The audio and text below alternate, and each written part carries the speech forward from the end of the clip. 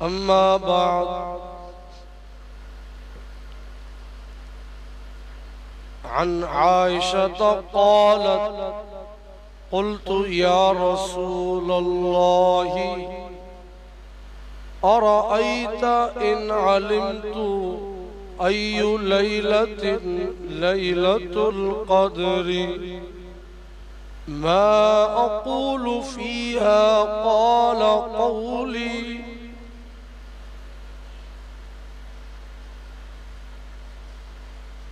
اللهم إنك عفو كريم تحب العفو فاعف عني.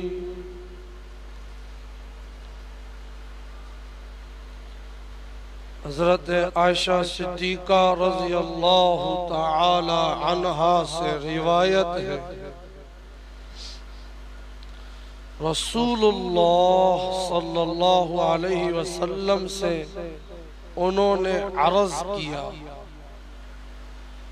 مجھے بتائیے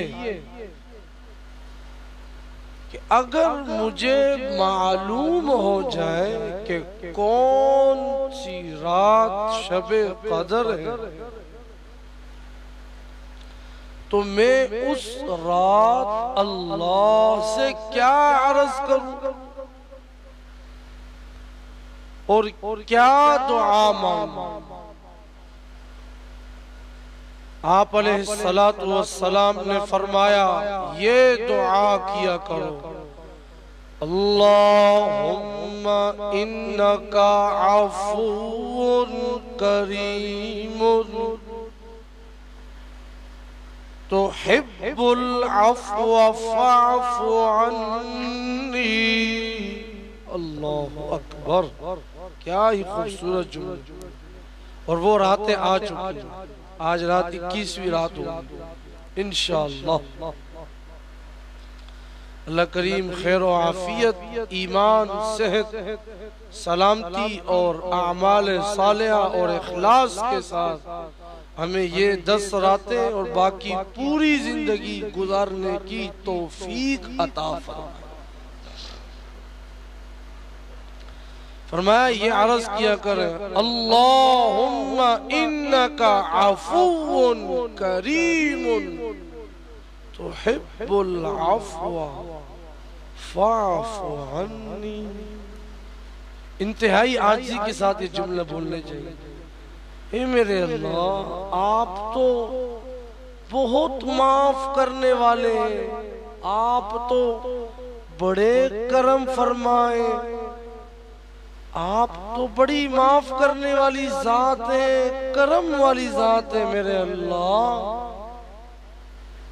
معاف کر دینا آپ کو پسند ہے، تحب العفو، یاد کر لیں، سب یاد کر لیں، معاف کر دینا آپ کو پسند ہے، تو میرے اللہ میری خطائیں معاف فرما۔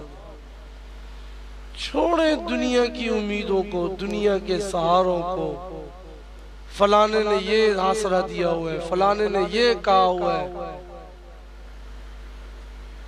دنیا پہ امیدیں ہوں گی تو اسی طرح بیچ بازار میں ہی ہماری عزتوں کو ہر ایک اچھال رہا ہو۔ کئی سارے واقعات سامنے آتے ہیں، اگر اللہ پہ امیدیں لگائی تو انشاءاللہ وہ اللہ عزتیں دیں گے، ہر قسم کی ذلتوں سے محفوظ رکھیں گے۔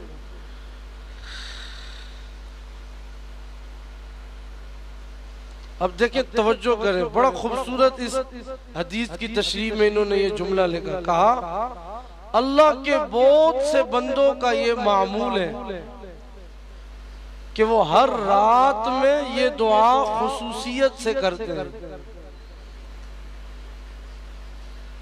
اللہ کے نیک بندوں کا یہ معمول ہے کہ وہ ہر رات میں یہ دعا خصوصیت سے کرتے ہیں، یعنی جو ان راتوں میں مانگنے والا بن جائے، مقرب بن جائے، پھر وہ یہ نہیں دیکھتا رمضان مکمل تو دعائیں بھی مکمل نہ، وہ یہ نہیں دیکھتا رمضان مکمل تو قرآن بھی مکمل نہ.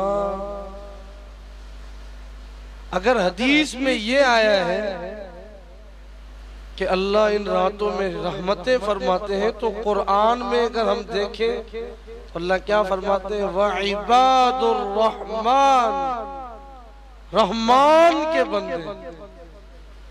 کوئی بولے نا جی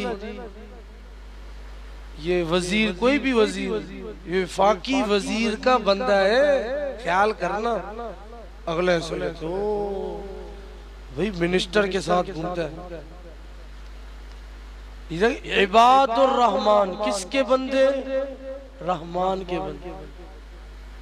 الذین یمشون علی الارض ہونا، وہ زمین پہ عاجزی کے ساتھ چلتے ہیں. وَإِذَا خَاطَبَهُمُ الْجَاهِلُونَ قَالُوا سَلَامًا، جب ان سے کوئی بھی جاہل یا کوئی ناواقف بندہ کوئی بات، کوئی گفتگو بیہودہ یا کوئی ایسی مجلس ہوتی ہے، وہ وہاں سے اعراض کرتے ہیں، الجھتے نہیں ہیں. کوئی جھگڑا کرے جواب نہیں دیتے، صبر کرتے ہیں، ایسی مجلسوں سے کنایہ کرتے ہیں، اعراض کرتے ہیں، کسی فضول بحث میں نہیں پڑھو. والذین یبیتون لربہم سجدا وقیاما والذین یقولون ربنا اصرف عنا عذاب جہنم ان عذابها کان غراما انہا ساعت مستقر و مقاما.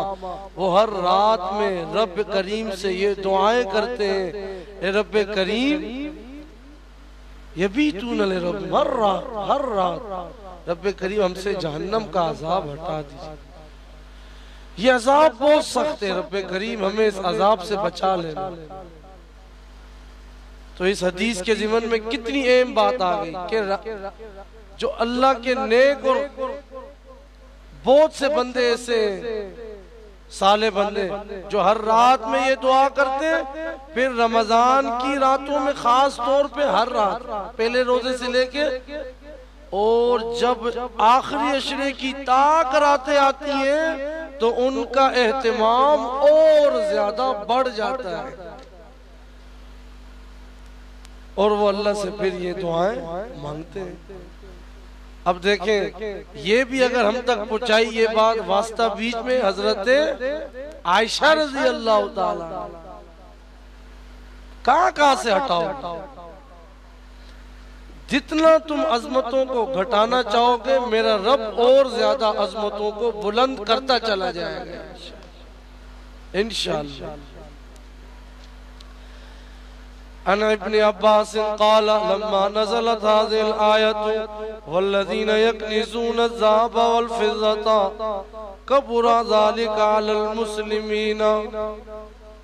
حضرت ابن عباس رضی اللہ تعالیٰ عنہ سے روایت، عبداللہ ابن عباس وہ فرماتے ہیں جب سورہ توبہ کی آیت نازل ہوئی، وہ لوگ جو سونا چاندی بطور ذخیرے کے جمع کرتے جوڑتے رہتے اس کو اللہ کی راہ میں خرچ نہیں کرتے، اے میرے پیغمبر علیہ السلام آپ ان کو دردناک عذاب کی خوشخبری سنا دیجئے. یہ عذاب انہیں اس دن ہوگا جس دن کہ ان کی جمع کردہ دولت کو دوزخ کی آگ میں تپایا جائے گا، پھر اس سے ان کے ماتھے اور ان کے پہلو اور ان کی پیٹھیں داغی جائیں گی، اور ان سے کہا جائے گا هذا ما كنزتم لأنفسكم فذوقوا ما كنتم تكنزون. یہ تمہاری دولت جس کو تم نے اپنے لیے جوڑا تھا، ذخیرہ کیا تھا، بس مزہ چکو. یہ والی آیت ہے سورہ توبہ کی رکوع نمبر 5 میں. جب یہ آیت نازل ہوئی صحابہ کرام پہ بہت بوجھ ہوا. یہ حدیث کا میں ترجمہ کر رہا ہوں. حضرت عمر رضی اللہ تعالیٰ عنہ نے فرمایا میں تمہاری اس فکر پریشانی کو دور کرنے کی کوشش کروں گا. چنانچہ وہ رسول علیہ السلام کے پاس گئے اور عرض کیا آپ کے اصحاب پر اس آیت کا بہت بڑا بوجھ ہو. رسول علیہ السلام نے فرمایا اللہ نے زکوٰۃ اس لیے فرض کی ہے کہ اس کی ادائیگی کے بعد جو مال باقی رہ جائے گا گویا کہ وہ پاک ہو گیا. آگے تشریح کروں گا، تب یہ بات انشاءاللہ مزید سمجھ آئے گی. مزید بھی اس حدیث کے اندر اور بھی جملے ہیں، لیکن اصل مقصد جو میں بتانا چاہتا ہوں کہ جب نازل ہوئی نا یہ آیت جو حدیث میں بھی بتایا گیا، تو صحابہ کرام نے یہ سمجھا کہ اپنی کمائی میں سے کچھ جمع ہی نہیں، سب خرچ کر دو، سب خرچ کر دو، ورنہ تمہارے کو سخت عذاب ہوگا۔ تو یہ ظاہر سی بات ہے، بہت بوجھ تھا کہ ہر چیز خرچ کر دے۔ حضرت عمر رضی اللہ تعالیٰ عنہ نے ہمت کی، رسول علیہ السلام سے دریافت کیا، آپ نے فرمایا اس آیت کا تعلق ان لوگوں سے ہے جو مال دولت جمع کرتے پھر ان کی زکوٰۃ ادا نہیں کرتے۔ آگے فرمایا زکوٰۃ ادا ہو گئی، باقی مال تمہارے لیے حلال ہو جاتا ہے، بلکہ الٹا اللہ اس میں برکت عطا کرتا ہے۔ یمحق اللہ الربا ویربی الصدقات، اللہ پاک سود والے حرام مال جو بھی ایسے ہوتے ہیں اللہ ان کو گھٹاتے ہیں۔ لگ رہا ایسا ہوتا ہے کہ یہ کیا ہے، بڑھ رہا ہے، لیکن اصل میں وہ کیا ہو رہا ہوتا ہے، کم ہو رہا ہوتا ہے، بے برکتی الگ ہوتی ہے۔ اور جو صدقات ہیں چاہے وہ ویسے خرچ کیا جائے یا زکوٰۃ ہے یا ویسے ہی اللہ کے راستے میں، اللہ اس میں اور برکتیں عطا فرماتے ہیں۔ تو اللہ یہ فرمائے اس کے بعد یہ نکالنے کے بعد پھر کیا ہو جاتا ہے، باقی مال کیا ہو جاتا ہے، پاک ہو جاتا ہے۔ خلاصہ کیا ہوا، مال کی زکوٰۃ ادا کرو، مال پاک ہو جائے گا۔ اپنی جان کو عبادت پہ لگاؤ، نماز روزے پہ اللہ کے احکامات پہ لگاؤ، تمہاری جان پاک ہو جائے گی۔ قد افلح المؤمنون الذین هم فی صلاتهم خاشعون والذین هم عن اللغو معرضون والذین هم للزکاة فاعلون۔ ایمان والے کامیاب ہوئے کون، جو نمازوں کی پابندی کرتے ہیں، خشوع و خضوع سے نماز ادا کرتے ہیں۔ دوسرے نمبر پہ بیہودہ باتوں سے اعراض کرتے ہیں۔ آخری یہ 10 راتوں میں ان باتوں کا خصوصی اہتمام کرنا ہے کہ فضول کسی مجلس میں نہ بیٹھنا ہے نہ اٹھنا ہے۔ زیادہ سے زیادہ اگر اعتکاف میں نہیں ہے گھر میں گزارے، عبادات میں، نمازوں کے علاوہ۔ نمازوں کی تو پابندی جماعت کے ساتھ ہونی چاہیے، کوئی فضول بات نہ ہو، بس اللہ قبول کر لے۔ والذین هم للزکاة فاعلون، ایمان والے وہ کامیاب ہیں جو اپنی زکوٰۃ کو ادا کرتے ہیں۔ زکوٰۃ کا یہاں پہ مفسرین نے لکھا ہے ایک ہوتی ہے جان کی زکوٰۃ، نماز پڑھ رہا ہے، وضو کر رہا ہے تو گناہ اس کے دھل رہے ہیں، یہ جان کی زکوٰۃ۔ ایک ہوتا ہے مال کی زکوٰۃ، مال میں سے کچھ نہ کچھ خرچ کر رہا ہے، ہاں جی اللہ کے راستے میں دے رہا ہے۔ زکوٰۃ ایک تو جو فرض ہوتی ہے وہ ہے، اس کے علاوہ اور بھی اگر ویسے ہی تو جس طرح پہلے بھی کئی بار آپ کو کہا کہ جیسے آپ کے علاقے میں الحمدللہ یہاں پہ کام ہو رہا ہے، تو جو یہاں پہ علاقے والے ان کا یہ کام ہے، یہاں پہ مدرسے کے ساتھ جانی طور پہ بھی مالی طور پہ بھی لازمی جو ہے وہ اپنا لازمی طور پہ جتنے بھی اس میں لازمی طور پہ اپنا حصہ ملنا ہے، اور کچھ نہیں تو کم از کم اتنا ہی ہے کہ جب بھی کوئی معاملہ ہو تو انسانی ہمدردی، قرآن والوں کے ساتھ محبت کی جائے، اخوت کے ساتھ پیش آئے۔ باقی اعتکاف کے متعلق ایک دو باتیں، اعتکاف کی 3 قسمیں ہیں، جو ایک دو مسائل بیان ہوتے ہیں، اس کے ایک دو باتیں کرتا ہوں، پھر انشاءاللہ اپنی بات کو ختم کرتے ہیں۔ جو حدیثیں بیان ہوئی اس کا خلاصہ بھی میں نے بتا دیا، ایک ہے جان کی زکوٰۃ اور ایک ہے مال کی زکوٰۃ، تو ہم نے دونوں کو لازمی پکڑنا۔ اعتکاف کی 3 قسمیں، ایک واجب، ایک سنت مؤکدہ، ایک مستحب۔ ایک واجب ہوتا ہے جس کی نظر کرے اگر میرا فلانا کام ہو گیا تو میں اعتکاف کروں گا، یا ویسی اپنے اوپر کچھ دنوں کا اعتکاف لازم کر دیا، میں اتنے دن اعتکاف کروں گا، میرا فلانا کام ہو گیا میں اعتکاف کروں گا اتنے دن۔ اب یہ اس پہ کیا ہو گیا، واجب ہو گیا، کرنا ہے۔ سنت مؤکدہ رمضان کے آخری عشرے میں اعتکاف کرے، یہ نبی علیہ السلام سے بالالتزام ثابت ہے، مگر یہ بعض کے کہ ہر محلے میں کچھ افراد بیٹھ گئے تو اب سارے کے ذمے سے یہ فرض ادا ہو جائے گا۔ مستحب یہ ہے کہ کسی بھی وقت جب بھی مسجد میں جائے اعتکاف کی نیت کر لے. جتنی دیر مسجد میں رہے گا اعتکاف کا ثواب اسے ملتا رہے گا. تو آج جو ہے وہ سورج غروب ہونے سے پہلے ہم نے کیا کرنا ہے؟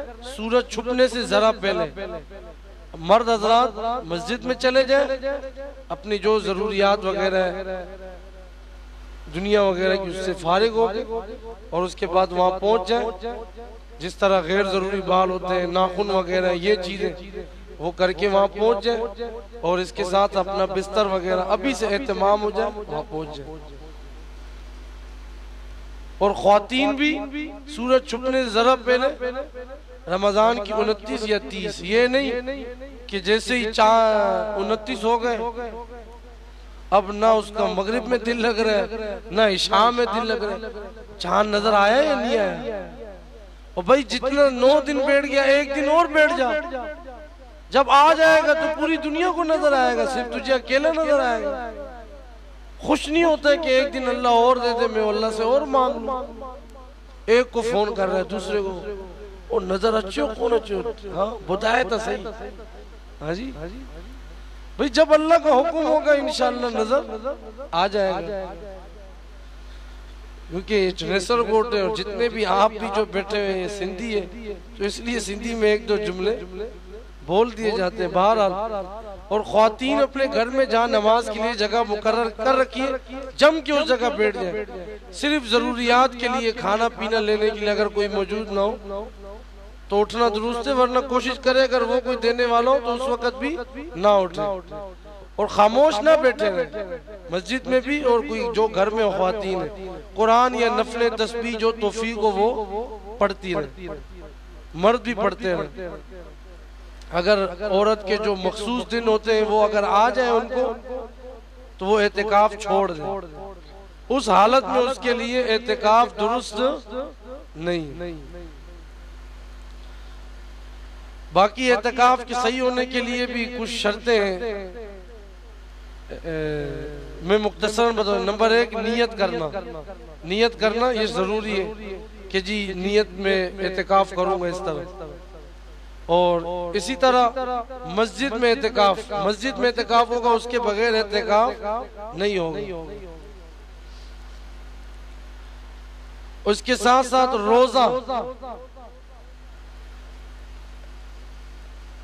روزہ بھی اعتکاف کے ساتھ ضروری ہے, اور اس کے ساتھ ساتھ مسلمان ہونا بھی ضروری ہے, عاقل ہونا بھی ضروری ہے, جنابت اور حیض و نفاس سے پاک ہو, کیونکہ جنبی ہوگا تو مسجد میں نہیں آ سکتا ہے. اور